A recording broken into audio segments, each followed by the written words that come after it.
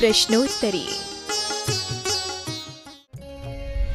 गुरुवर नमोस्तु। नियम लेने के बाद अगर विपरीत परिणाम हो रहे हों तो ऐसी दशा में क्या करें? देखो, ये नियम के लेने के बाद जो परिणाम होते हैं, मैंने कल भी कहा था, आप थोड़ा अपने आत्मा को भयभीत करें। भय बिन प्रीति नहीं होती। थोड़ा आप अपने आत्मा को दिखाएं, स्वाध्याय करें कि नियम तोड़ने का हश्र क्या होगा। और जिन्होंने नियम नहीं लिए हैं तो नियम नहीं लेने का हश्र क्या होगा। नियम नहीं लिए हैं उनकी पूरे का पूरा अध्ययन करके पढ़ो कि जो असंयम दशा में बिना नियम के मरण प्राप्त होते हैं उनकी क्या दशा होती है, क्या दुर्गति होती है। रावण यही तो कहता है, तुम कहो तो मैं बल पर आकाश के ताले तोड़ दूं, तुम जो कहो वो कर दूं, लेकिन मेरे से कोई नियम नहीं लिया जाता, मैं नियम नहीं ले सकता हूं। तो नियम नहीं लेने का परिणाम दुर्गति हुई। और जिन्होंने नियम लेकर के तोड़ दिए हैं उनका हश्र देख लो, समाज में देख लो, दुनिया में देख लो, कर्म सिद्धांत में देखो। व्रतभंगी सो महाभंगी, ये टाइटल किसका है? बस ये मन को कह देना, देख तूने नियम लिया है ना, तो नियम भंगी सो। और तुम कौन हो? जल्दी बोल दो ना। जैन हो ना? और पिताजी कौन थे? बोल दो ना। और बेटा कौन है? जब 3 पीढ़ी जैन है तो भंगी क्यों बनते हो? मन को कहो कि मन तू 7 पीढ़ी से जैन है, तेरे दादा भी जैन थे, इस वंश में जैन ही जैन थे, और आगे भी जैन की संतति है, बेटा भी जैन, पोता भी जैन, जब रिश्तेदार भी जैन। कौन है? रिश्तेदार भी जैन, भाई बंधु भी जैन, और हमारे गुरु भी जैन, हमारे भगवान भी जैन। जब चारों तरफ से हम जैन ही जैन हैं तो व्रत भंग करके भंगी क्यों बने? व्रत भंगी सो महाभंगी, ऐसा मन के अंदर एक भय पैदा हो जाए, मन कांप जाएगा, नहीं नहीं मैं जैन हूं, जैन ही रहूंगा, मैं ऐसा। और उसके पालन करने में जो फायदे हैं कि एक छोटा सा भी नियम यदि हम पालन करते हैं तो पूज्यवर नेमी चंद्र महाराज जीव कांड के अंदर कहते हैं कि एक छोटा सा भी नियम यदि आपने जीवन पर्यंत पालन कर लिया, जब तक वो नियम पलता रहेगा, निश्चित मानना उसको नरक और त्रियंश गति का बंध नहीं होगा। हाँ, किंचित मात्र भी, कितना भी एक नियम तुम्हारा बरकरार होना चाहिए धर्म का, और कोई गलत कार्य का नहीं। कोई त्याग रूप कोई नियम आपका है, और एक छोटा सा भी नियम है तो आपको पूरी जिंदगी में समझ लेना, जब तक आपका नियम पल रहा है आपको नरक और त्रियंश गति का बंध नहीं हो रहा है। भील देख लो, कौए का मांस त्यागा, नरक नहीं गया। चांडाल देख लो। तो महानुभाव, ये आत्मा को समझाओ कि देख ये नियम यदि तेरा बना रहा तो गुरु महाराज ने कहा है तुझे जिंदगी में कभी नरक और त्रियंश गति का बंध नहीं होगा। ये 2 बातें हमारे दिमाग में बैठ जाएं, एक तो भय बैठ जाए कि इसका हश्र क्या है, और जो नियम नहीं ले रहे हैं उनको ये मन में बैठ जाए कि नियम नहीं लेकर के जिंदगी गुजारने का परिणाम क्या है। ये भाव मन में आ जाए तो आप नियम ले लेंगे, और तोड़ने का जो परिणाम है वो ध्यान में आ जाए तो नियम कभी नहीं टूटेगा। और यदि उसका ये मन में आ जाए कि नियम बना के रखना है, कम से कम नरक और त्रियंश गति तो नहीं होगी, तो फिर नियम में बढ़ोतरी होगी, ऐसा तत्व दृष्टि रखना चाहिए। गुरुवर नमोस्तु। सत्य और असत्य का लक्षण क्या है? सत्य और असत्य का लक्षण यही है, जो स्वयं और पर के लिए हितकारी हो वो सत्य है, और जो स्वयं और पर के लिए अहितकारी हो वह असत्य है। इसलिए तो जैन दर्शन में कहा सत्यमपि विपदे, वह सत्य भी असत्य है जो स्वयं और पर को विपदा में डाल दे, और असत्य भी सत्य है जो स्वयं और पर को विपदा से निकाल दे, हितकारी हो। इसलिए हित और अहित के ऊपर निर्णय करना चाहिए। गुरुवर नमोस्तु। धर्म क्षेत्र में दिया गया दान किस दान की श्रेणी में आता है? सभी प्रकार के दानों में आता है, क्योंकि आज अर्थ का युग है। पहले वस्तु दान दी जाती थी, अब वस्तु के स्थान पर अर्थ दान दिया जाता है। पहले हर व्यक्ति के घर में खेती होती थी, गेहूं होता था, अनाज होता था, चावल होता था स्वयं का, वो वस्तु का विनिमय करता था। आज हर चीज़ खरीद के लाई जाती है, तुम्हारे घर में हर चीज़ खरीद के आती है, तो अर्थ हो गया। तो जो अर्थदान तुम दे रहे हो, आप जिस पर्पज से दे रहे हो वह अर्थ उसी दान में माना जाएगा। सपोज कीजिए आपने दान औषधि के लिए पैसे दे दिए कि भाई लाख रुपया दिए, लेकिन आपने किस में दिए कि भाई मैं अस्पताल में औषधि के लिए देते हैं, तो वो 1 लाख रुपया औषधि दान कहलाएंगे। यदि आपने मंदिर बनाने के लिए दिए हैं कि हमें भगवान की वेदी बना दीजिए, भगवान पर चवर चढ़ा दीजिए, भगवान पर छत्र चढ़ा दीजिए, भगवान की वेदी में ये काम करा दीजिए, तो ये सर्वोत्कृष्ट पात्र को दान देने के बराबर होगा। उपकरण दान में आता है। हमारे यहाँ दान उपकरण दान अर्थात हमारे पात्र की साधना, हमारे पात्र की प्रभावना में जो जो वस्तुएं साधन वृद्धि कारण हैं, उनका सबका दान देना ये उपकरण दान कहलाता है। जैसे मंदिर में वेदी देना, छत्र देना, ये सब देवादिदेव परम गुरु हैं। अरहंत भगवान को परम गुरु कहा, और उनके लिए उनके उपकरण, मंदिर का उपकरण क्या है? तो मंदिर में जो भी तुम दान दे रहे हो, ये सब उपकरण दान में आएगा। जिसे दूसरे लोग आचार्य, कोई लोग ज्ञान दान कहते हैं, और समंत्रभद्र महाराज उसे उपकरण दान कहते हैं। ये जिनेन्द्र देव का परम गुरु का उपकरण दान है।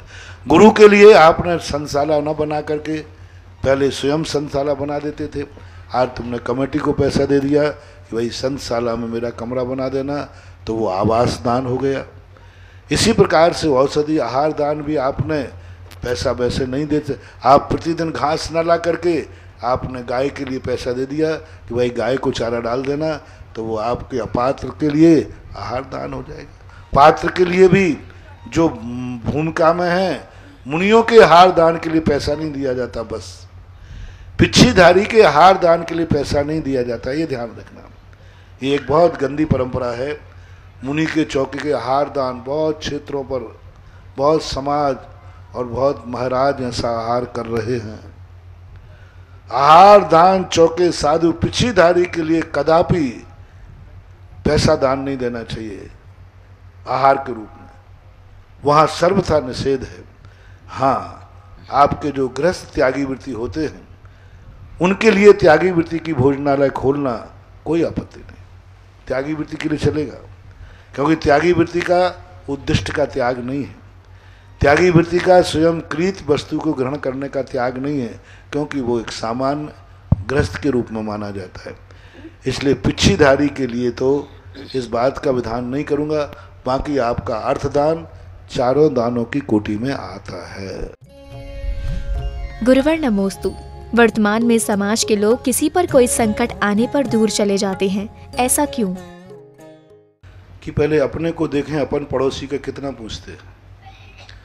समाज हमारा पूछते, हम कितना पूछते हैं पड़ोसी से। शुरुआत करें तुम स्वयं से। पड़ोसी से सुबह से जय जिनेन्द्र करो, वो तुमसे शुरू कर देगा। पड़ोसी की तुम कितना पूछते हो। अपन सोचते हैं समाज मेरी दुख दर्द पूछे, हम समाज के कितने दुख दर्द पूछते हैं।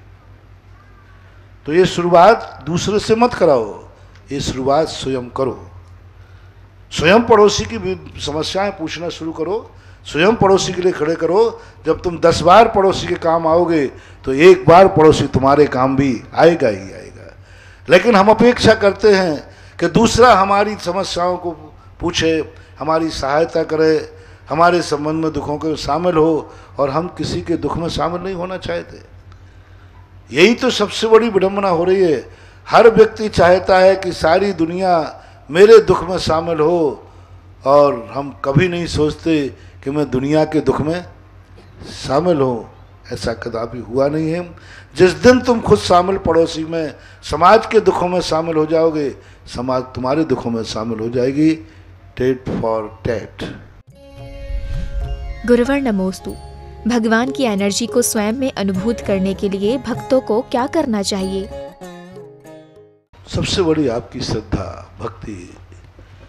जो शास्त्रों में लिखा है, भक्ति, अपनी भक्ति को इतना समर्पित कर दे कि तुम्हारी जो सब कुछ है, हम इतने अकिंचित कर बन जाएं कि कुछ भी नहीं, और वो इतना ऊंचा हो जाए कि उसके अलावा कुछ नहीं। सबसे बड़ी भक्ति हमारी होती है कि जिसकी तुम भक्ति कर रहे हो, क्या दुनिया में उससे बड़ा भी कोई है? बस भक्ति यहीं से शुरू होती है। चाहे वो तुम्हारे घर की हो, चाहे यहाँ हो। तुम्हारी माँ है, तो क्या माँ से बड़ा कोई दुनिया में है? क्या नहीं है? माँ का आशीर्वाद फलना चालू हो जाएगा। क्या पिता से बड़ा दुनिया में कोई है संसार की दृष्टि से? नहीं। ऐसे भगवान की दृष्टि से सबसे बड़ी भक्ति पड़ती है कि भगवान जिसको तुम नमोस्तु कर रहे हो, क्या तुम्हारे मन में अंतर में कोई इससे बड़ा है? पूछ लो। कहीं ललक तो नहीं लगी है कि शायद दूसरा भगवान ज्यादा अच्छा होगा, शायद दूसरे नहीं। बस वहीं से तुम्हारा नंबर कटना चालू हो जाएगा।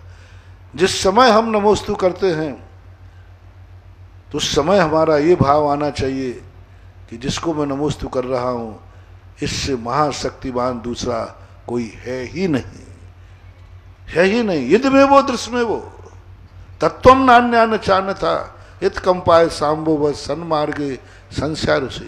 पूज्यवर समंत्रभद्र महाराज ने हमें बहुत बड़ा सूत्र दिया। ये सब में लगाना, तत्व में ही नहीं, भगवान में। यद में वो दृश्य में वो तत्वम नान्यान चानता, यही भगवान है, इसी रूप में है, अन्न नहीं है, अन्न रूप में भी नहीं है। ऐसी अटो नहीं त्राता नहीं त्राता नहीं त्राता जगत रे, बीत रागात परो देवो भूदो ना। बस एकदम ऐसा एक में। भक्तांबर में यही कहा, जितने आचार्यों ने स्तुति की, बस वहां एक पर टिक जाओ, एकदम एक स्थिर। नहीं, कोई नहीं दुनिया में, यही सब कुछ है। इस देव के अलावा मेरा कोई दूसरा देव ना था, ना है और ना रहेगा। जब मूर्ति की बात आ जाए, ये मैंने देव की बात की, मूर्ति की बात आ जाए, तो जो मूर्ति तुम्हारे सामने बैठी है, बस मिट जाओ उसी पर। ऐसी हमारी अनुभूति हो जाए, चमत्कार शुरू हो जाएगा। इसी प्रकार गुरु में लगा लेना। आशीर्वाद आदि ऐसे मिलने से कुछ नहीं होता। आशीर्वाद लिया नहीं जाता, दिया नहीं जाता, मिल जाता है। तुम्हारी दृष्टि आना चाहिए, यही मेरा गुरु था, है और रहेगा। टमाडोल 7 मामाओं का भांजा भूखा सोवे। हाँ, तुम्हारी स्थिरता ही नहीं बनती है।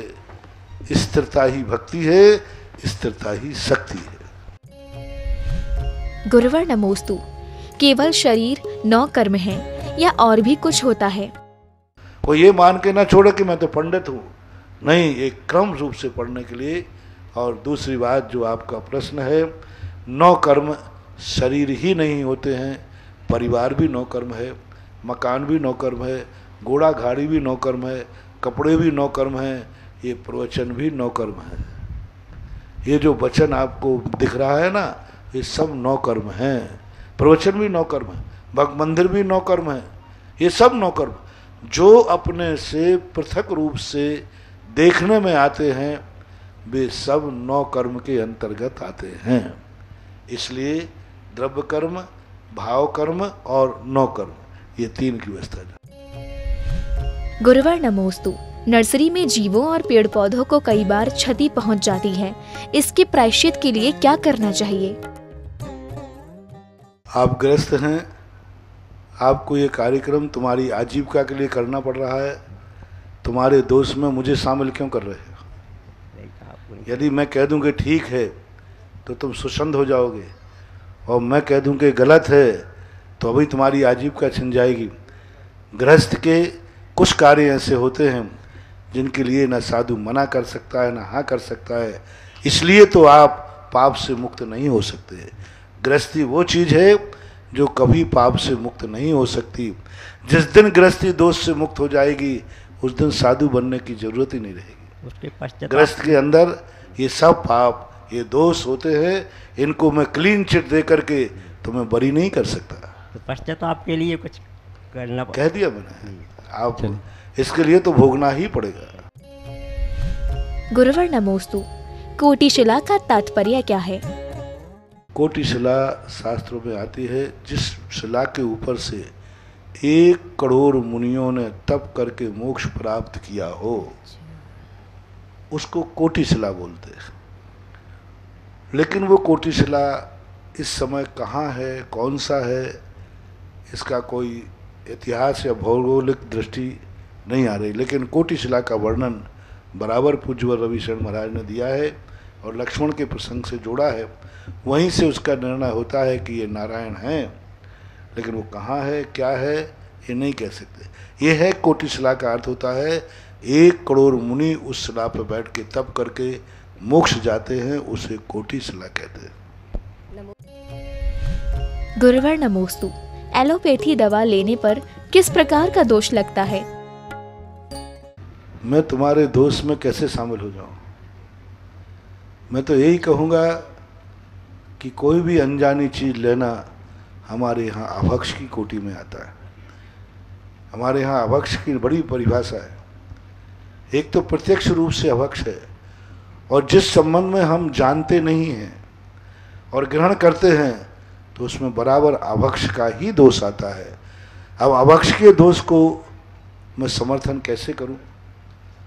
और निषेध करने का अधिकार मेरे को नहीं है, क्योंकि तुम मानोगे नहीं, गृहस्थ हो, फिर तुम अभी हाल दूसरा प्रश्न करोगे, महाराज दवाई नहीं लूँगा और मैं मर जाऊँगा तो दोष पर आपको लगेगा। तो ऐसी समस्याएं कुछ हैं। आप गृहस्थ हैं, गृहस्थों के कुछ कार्य होते हैं जो मुनियों को शामिल नहीं करना चाहिए, और मुनि इस लोक पर संबंध में कोई भी जवाब सवाल नहीं कर सकते। वो तो यही कहेंगे कि आप लेते हैं, अनजानी वस्तु है तो अभक्ष का दोष आपको बराबर लगेगा। महाराज जी, कुछ छोटी बीमारियों में तो आयुर्वेदिक या एक्यूप्रेशर सिस्टम को भी अपनाया जा सकता है, तो उसमें तो वो अभक्ष का दोष लगेगा। गलत है तो गलत ही है। अब गलत लेना पड़े, करना पड़े, ये सब तुम्हारे नंबर कटेंगे, दोष बनेगा, उसका फल भोगना पड़ेगा। गुरुवर नमोस्तु, गृह वास्तु का क्या महत्व है? गृह वास्तु हमेशा एक भौगोलिक और वैज्ञानिक वस्तु है, धार्मिक नहीं। पृथ्वी का जो गुरुत्वाकर्षण है वह गुरुत्वाकर्षण है। आपने देखा होगा कि एक चुंबकीय तत्व होता है, चुंबकीय दिशा सूचक होता है, उसकी सुई उत्तर की तरफ ही क्यों जाती है? वैज्ञानिक संस्कार है। साउथ की तरफ क्यों नहीं जाती? क्योंकि नॉर्थ भारी है। चुंबक किस तरफ खींचेगी? भारी की तरफ। तो नॉर्थ भारी है और तुम उस पर और वजन रखोगे तो बैलेंस बिगड़ जाएगा। साउथ हल्का है, साउथ के ऊपर वजन नहीं है, तो साउथ के ऊपर वजन बनाओ। वास्तु एक शुद्ध वैज्ञानिक, एक साइंस है, एक भौतिक साइंस, एक भौतिकी के अंतर्गत इसको लेना चाहिए। सिद्धांत है गुरुत्वाकर्षण का। जिस तरफ पालड़ी यदि बड़ी है, कोई गाड़ी है, कोई स्थान है, यदि एक ही तरफ वजन बढ़ाओगे तो क्या होगा? पलट जाएगा। तो प्रकृति कहती है कि नॉर्थ में चुंबक है, उस तरफ तुम हल्का रखो, और दक्षिण चुंबक से खाली है, उस समय भारी करो। बस इतना सा सिद्धांत है। आज जो गुरुत्वाकर्षण का सिद्धांत है वही सिद्धांत वास्तु का है। नॉर्थ हमेशा संपत्ति से भरा हुआ रहता है, उसको गंदा मत रखो। कितना बड़ा सिद्धांत है। भारी कौन है? नॉर्थ। चुंबक किस तरफ है? नॉर्थ में। साउथ खाली है। तो चुंबक साउथ भारी है, उसको भारी ना करके साफ करो। वहाँ संपत्ति है, कुबेर है। कुबेर भी नाम भले अपन कोई ना कोई दे देते हैं कि उत्तर में कुबेर रहता है, ये सब हमारे टाइटल हैं, लेकिन विज्ञान ये है कि नॉर्थ में संपदा है। नॉर्थ हमेशा भरपूर रहता है। ये सूर्य के कारण से ये सारी एनर्जी नॉर्थ की तरफ होती है। तो इस कारण से उसके लिए कहा जाता है कि नॉर्थ को हल्का रखो और नॉर्थ को पूज्य रखो, नॉर्थ को साफ रखो, और जितना भी डिस्पोजल है जितना भी भारीपन है, जितना भी कबाड़ खाना है, साउथ की तरफ ले जाओ।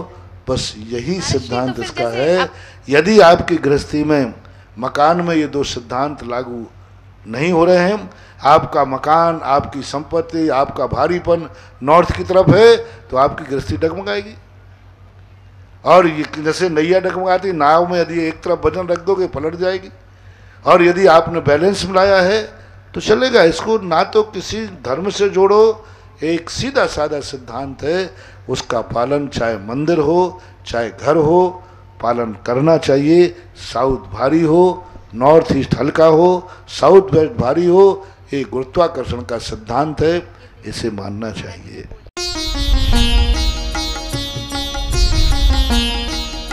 सुधा प्रश्नोत्तरी।